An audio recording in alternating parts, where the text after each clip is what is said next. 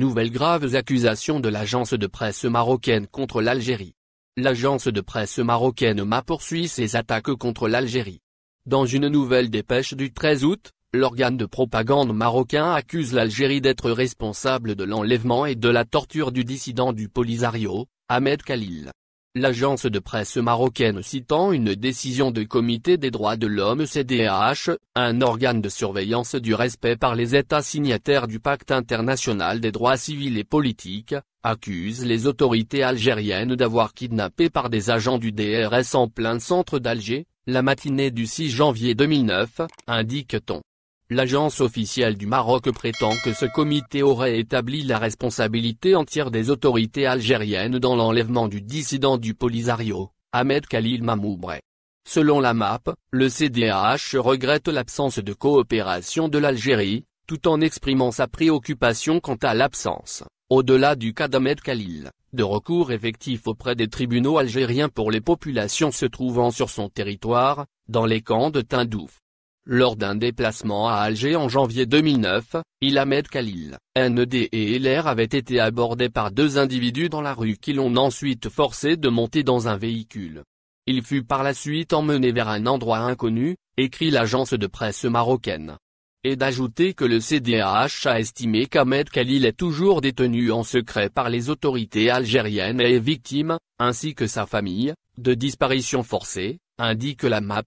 Cette nouvelle attaque de l'agence de presse marocaine intervient moins d'un mois, après les graves accusations lancées par le Maroc, via son organe de propagande, contre l'Algérie.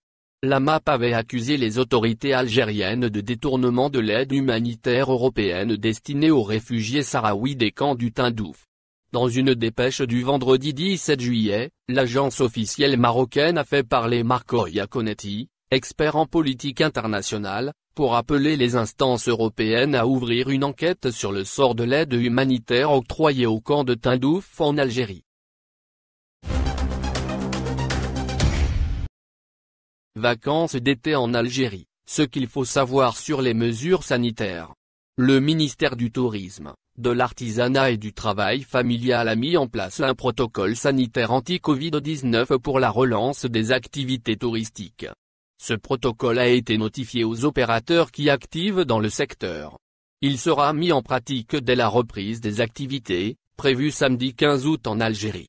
Ainsi, les hôteliers, agences de voyage, activités thermales, remises en forme et thalassothérapie, restaurants et activités artisanales seront soumis à un protocole sanitaire bien précis.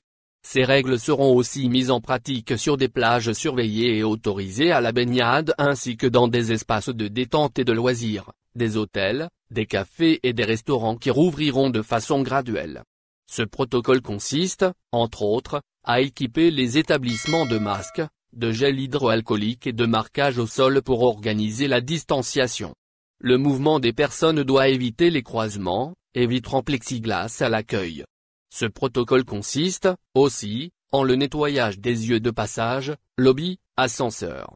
Ou encore les poignées des portes, les interrupteurs, les clés des chambres, les télécommandes de TV.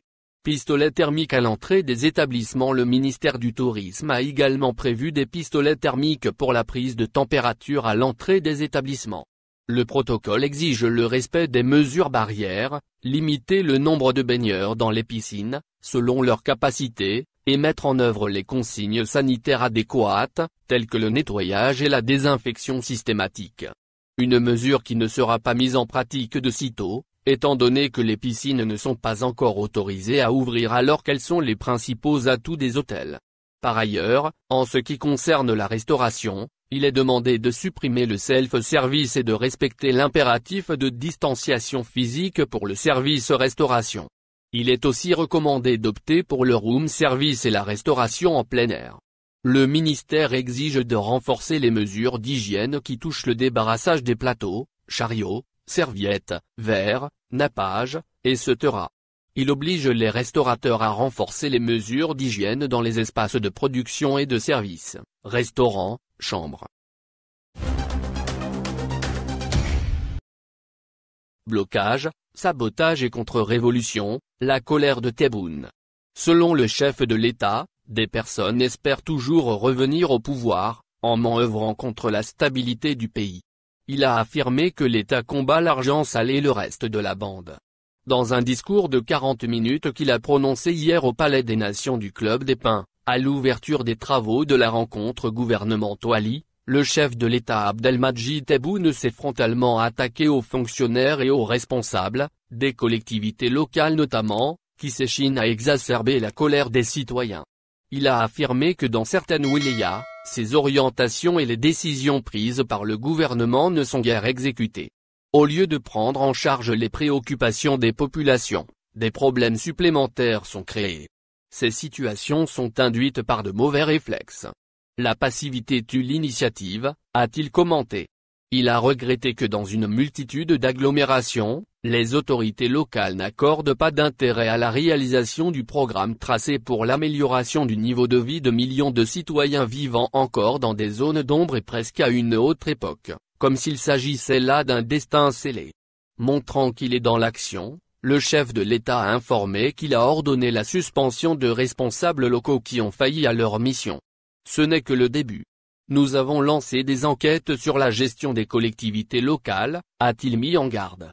Il a cité les coupures d'eau à des périodes inopportunes faites de l'Aïd, les pannes d'électricité quand la température frôlait les 40 degrés, les rapports inexacts établis sur la réalisation des projets d'utilité publique, les fausses inaugurations spectacles devant les caméras des chaînes de télévision.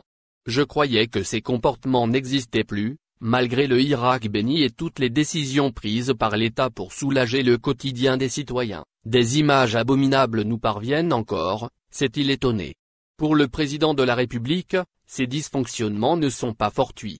Ce sont des blocages volontaires, suspecte-t-il. Pour mieux appuyer ses soupçons, il a cité l'exemple des retards accusés dans l'attribution des primes et des aides financières Covid-19 au personnel de santé, aux foyers à faible revenu et aux artisans. Cela veut dire quoi? Est-ce une contre-révolution, s'est interrogé M. Tebboune. Sans détour, il a désigné les coupables présumés, des complicités dans les administrations au service des forces d'inertie qui œuvrent contre la stabilité du pays et espèrent toujours parvenir à une situation de chaos. Il les a accusés de vouloir compromettre les actions de l'État dans l'objectif de ternir son image au regard du peuple. Il n'est point possible de régler les problèmes cumulés pendant 20 ans en 20 semaines. La bataille du changement radical a sa logique, sa stratégie et ses hommes, a-t-il lancé, en soutenant que 80% de la population est satisfaite de la stabilité sociale. Il a incité au dialogue et à la consultation afin d'éviter les troubles sociaux, et a averti, en parallèle, les relais de ses détracteurs, attention, des enquêtes sont en cours. M. Tebboune n'a, au demeurant, donné aucune chance à l'accomplissement des desseins de ceux qui cherchent à reprendre les commandes de l'État. Des personnes espèrent toujours revenir au pouvoir. Laissez-les rêver. Le peuple est sorti dans la rue. Il n'y aura pas de marche arrière, a-t-il martelé.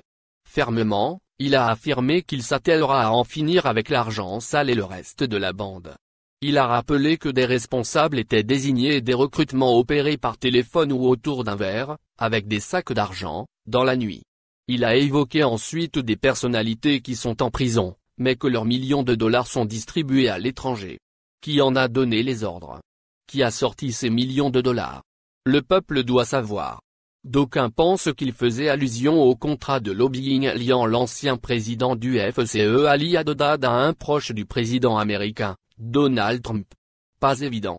Transgressant le texte de l'allocution préparée de manière impromptue, le premier magistrat du pays a déclaré: les portes de la repentance sont ouvertes. Ne sois pas Kbarji informateur d'un pays étranger.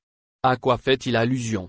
Le chef de l'État a aussitôt abordé le chapitre de la révision constitutionnelle en instruisant les chefs de l'exécutif de wilaya d'entamer les préparatifs du référendum. Sur ce projet, la parole sera donnée au peuple. C'est à lui de décider si la Constitution sera révisée ou restera en l'état. La version, incluant les propositions des partis politiques, organisations et organismes consultés, est en cours d'impression. Le changement, revendiqué par le Irak populaire, est, certes, un changement pacifique, mais radical, qui passe par la Constitution, le socle de l'État, a-t-il épilogué. Dis-nous ce que vous pensez et laissez vos avis dans un commentaire. Abonnez-vous et partagez la vidéo. Merci pour votre attention, et n'oubliez pas de rejoindre la communauté Actuel Info, ça fait plaisir de vous voir un nouveau membre.